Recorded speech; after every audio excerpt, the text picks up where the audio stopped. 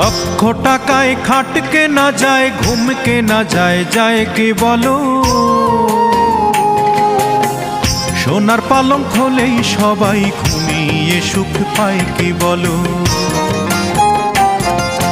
লক্ষ টাকায় খাট কেনা যায়, ঘুম কেনা যায়, যায় কি বলো? সোনার পালঙ্ক হলেই সবাই ঘুমিয়ে সুখ পায় কি বলো? সোনার পালঙ্ক হলেই সবাই ঘুমিয়ে সুখ পায় কি বলো?